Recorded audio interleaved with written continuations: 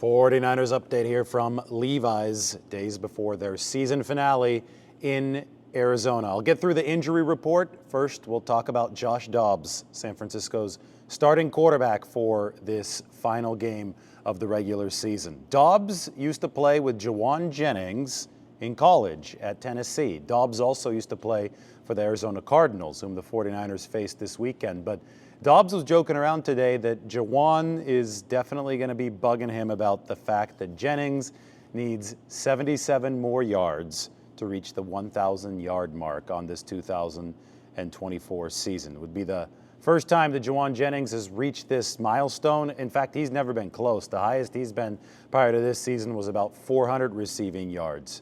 So Jauan Jennings has a shot at 1,000 yards, which is the mark of a productive season for anybody, a receiver, a tight end, or a running back coming out of the backfield. Dobbs and Jennings were teammates at the University of Tennessee. Very famous connection there on a Hail Mary to beat Georgia. Jennings hauled it in on the road, last-second play.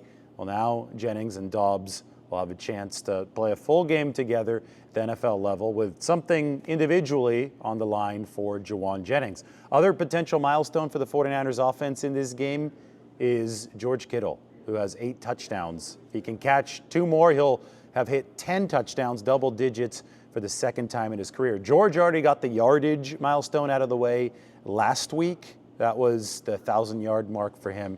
He crossed it with a 100-plus yard performance against the Detroit Lions. Ricky Pearsall, 49ers rookie receiver, he is from Arizona, so this is a homecoming game for Ricky Pearsall. He today said that his mom will have about 55 family members in attendance for this game at State Farm Stadium.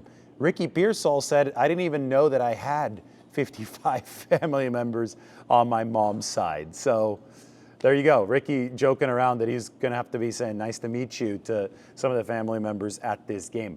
That's, an interesting zoom out point, though. Ricky Pearsall's been through so much this season. We all know that he got shot in the chest in downtown San Francisco on August 31st. So the fact that he is back and delivering 100-yard games, which just happened this week against the Detroit Lions, less than 4 months after being shot in the chest, is remarkable. But there has been adversity on top of that for Ricky Pearsall.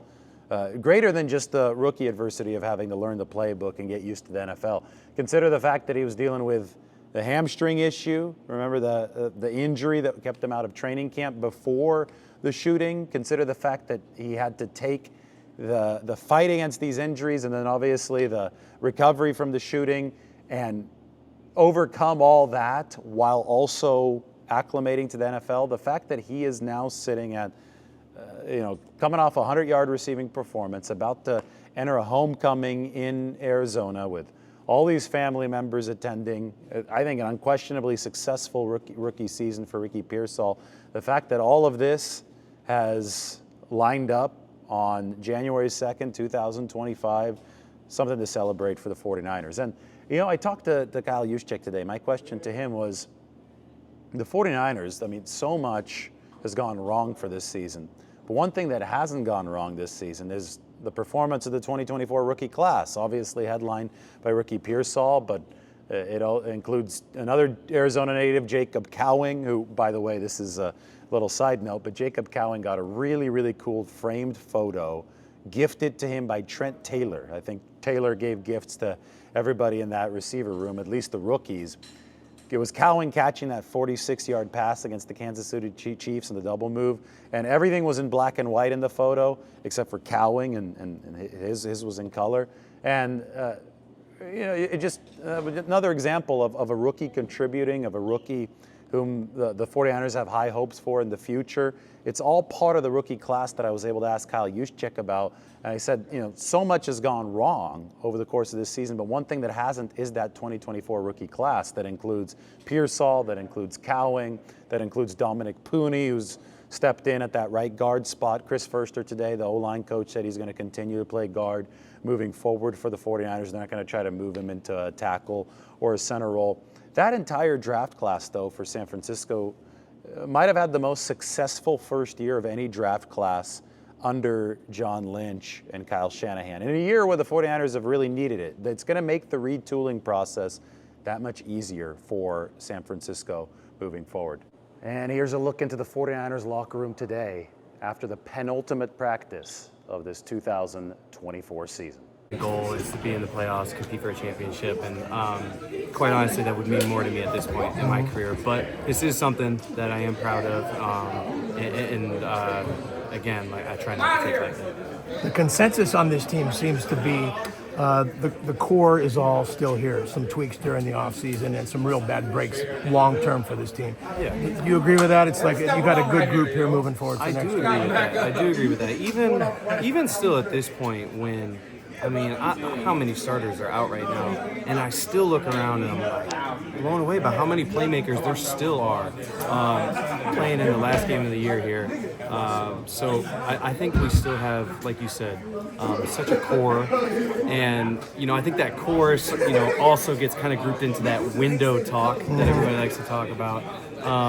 But I think that core, that window, becomes a new one every year. Guys that have been the core previously, have been a part of that championship window previously. They don't always have to be the same guys next year. I think each year we've added different people, and when people have left, we've found new guys that have stepped into those roles. Speaking of extending that window, for all the things that went wrong this year, the 2024 rookie class, that definitely wasn't part of them. Right. You've been around the NFL for a while. You've seen rosters retool. How impressive was this class as a whole, and how much optimism does it give you as far as retooling the roster? Extremely impressive, and it makes me very optimistic in what we have going forward with young talent. These guys came in and filled in roles that that we probably weren't expecting them to have to fill in early in the year, but that's one of the things that I take away from a tough season is no matter how bad it was, so much experience is gained, so much knowledge is gained from the guys that were out there and playing. And my optimism always just tries to think, man, let's take that and roll that into next season. Even if it's guys that maybe next year are going to be backups that got their opportunities this year. Okay, great. Now you have a good, solid backup that can come in and play if needed again. So that's how I try to look at these things. Thank you. Thank you. Thanks. Guys. Congratulations. Sure. I think what you guys seen with the rookie class, a lot goes back to the veterans and the guys that are in this locker room right now. They've helped us tremendously, and then goes all the way up to our coaching system and the way that we operate. So I think it all just comes together, and you guys get to see everything that happens on the field. But being in the building a lot, you see the details and all the work that goes into it. And when you got good people in the building like this, it just makes it easy. What's the biggest thing you've learned this year? Biggest thing I've learned? There's a lot of different things that I've learned, especially being an offense like this, how complex it is. And, I think the biggest thing is just being more detailed in all of my stuff. And if that goes to, landmarks I got to get into my route, coming off the ball as hard as I can, and then, getting to the depth of my route. So there's a lot of different things that I've learned, and it's just making me a better player. All the coaches, it goes back to all the coaches and all my teammates that's helped me, like George right here, a few lockers down for me. So shout out to him. Is it important from a confidence standpoint for you to have a game that you had to build on for the offseason? You sort of have that? Yeah, for sure. I think you could say that. Just for me, I feel like I'm always going to be a confident player out there. And, being a receiver, I just got to always expect I'm going to have a game like that. So, I think that just comes from over time, training my mind to be like that. But obviously when the ball's coming your way, it's a lot easier. So. With a guy like Dobbs who can create with his legs the way he can, you have to be pretty much on a high alert on any route that you can wind up breaking off and doing something else. Yeah, exactly. I think honestly both quarterbacks can use their legs pretty well, but yeah, Josh obviously has that ability, and so as a receiver, I just got to make sure that I'm scrambling when he scrambles and try to find those soft spots out there for him and make it easy on him. Oh, sorry. Are you good? Leonard a couple games ago was screaming at you, and Kyle said, Ricky likes to be coached. Not every player does like to be coached hard. But Yeah. Was that a good moment for you as far as, not a good moment, but as far as a growth moment? Yeah, for sure. I think that's just honestly part of football. There's a lot of high emotions going on out there, and especially in the games. And shout out to Coach Hank. He's been a huge help to me.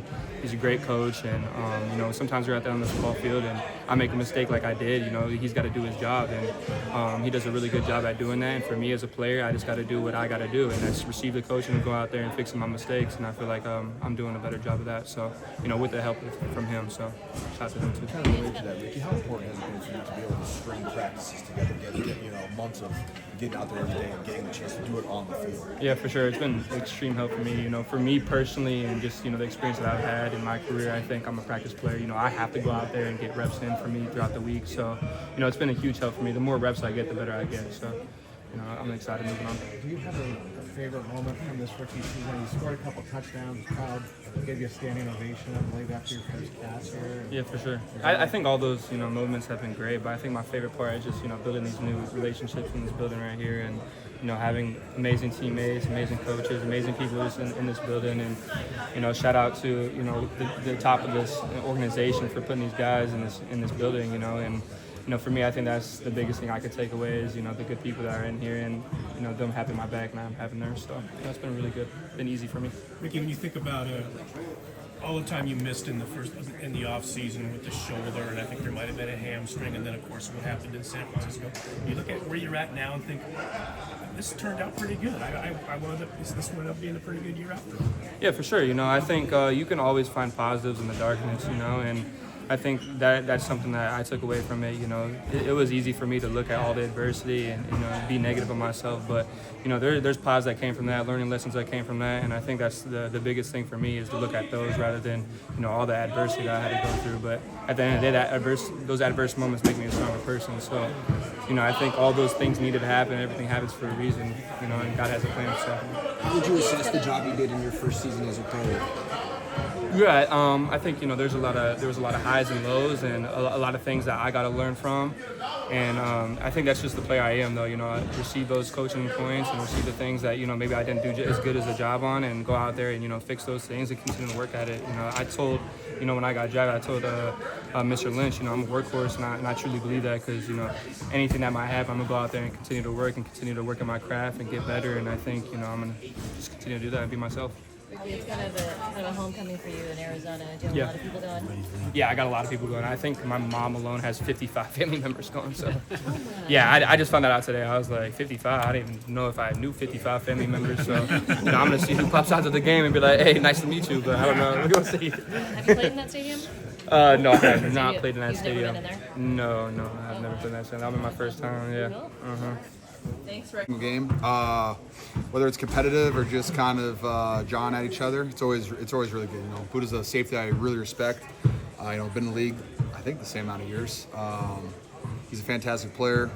I think he's second in the NFL in tackles right now behind the Colts guy, I think. But he's a hell of a football player. His whole defense runs around him, so you got to account for Buda if you ever want a chance to beat the Cardinals. What does it mean to you to be a Pro Bowler this year?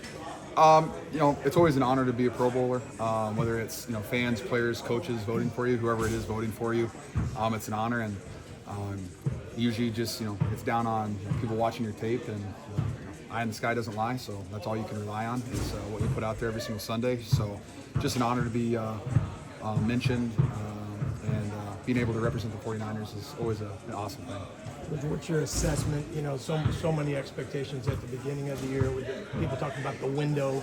You still have that real strong group of core players. Injuries were tough, but you also have younger players that have developed into that core. So given all that, what's your kind of outlook moving forward? My outlook moving forward? Right now it's to beat the Arizona Cardinals. After that, Kyle and John will do whatever they have to do this offseason to get this team ready to go back out there and, win more football games. We have a lot of stuff to figure out, a lot of little things, whether it's pre-snap stuff, just getting our plays right, dialing out all that stuff up, having a really, really efficient offense, scoring more touchdowns this year. So I have incredibly high expectations for this team, for this organization, just like I think everybody in this building does.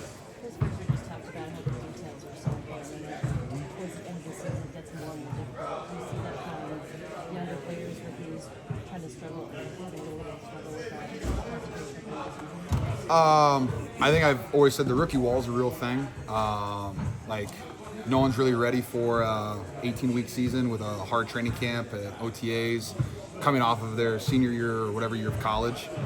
So I think the rookie wall is a real thing. It takes a lot of mental toughness to get through that and to play at a high level at the end of the year for rookies. And I think our rookies they're doing a solid job. There are a ton of details, just getting used to the weekly changes in all of our game plan stuff.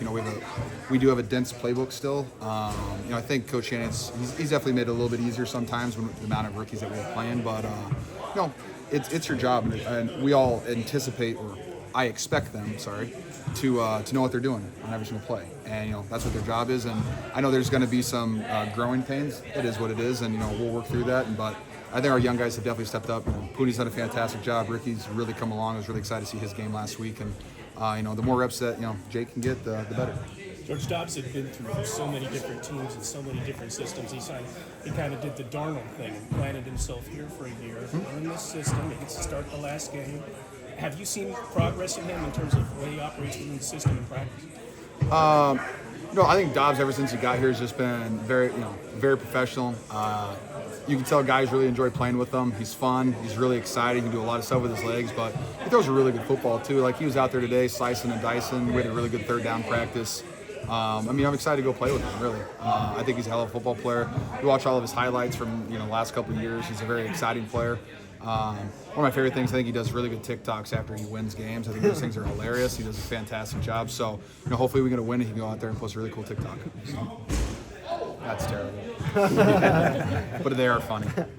George, you watch these other great tight ends in the league, McBride and Porter. I know you watch defense, but do you look at these guys and what do you think of them? Yeah, you know what?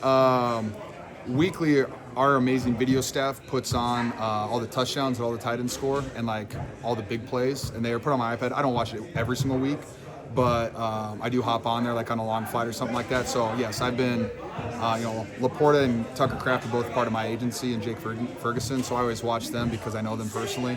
McBride's had a hell of a football season. I think Kyler said it, 85 is always open. I am, Kyler, thank you. But their 85 is also open. If you're getting 12 to 16 targets a game, you know that they're featuring you for a reason. He takes advantage of all those opportunities. So McBride's great, Laporta. Brock Bowers had a fantastic year, and just an absolute monster out there. I've always been confused though. Everyone's saying Kelsey's having a down year and he still has 90 catches. So, maybe he doesn't have 12 touchdowns like he sometimes does, but he's having a hell of a football season too. And another reason he's a Pro Bowl guy going to the playoffs on a 15-1 team. Very good for them. But I think the tight end play this year has been really good. Otten down in Tampa has been fantastic.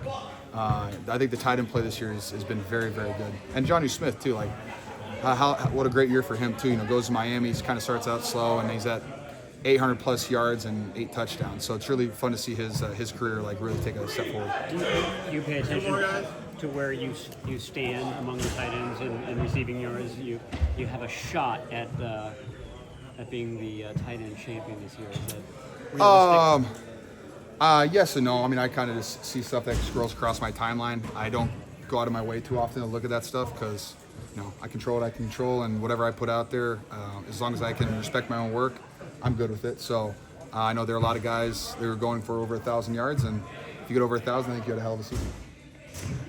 Thanks, guys. Who's the most professional and cooperative, and I think I speak for everybody when I say your quotes this year have been also the most colorful and interesting and thank you, meaningful, and you were the runaway winner this year. So congratulations on winning the Gary Niver Award.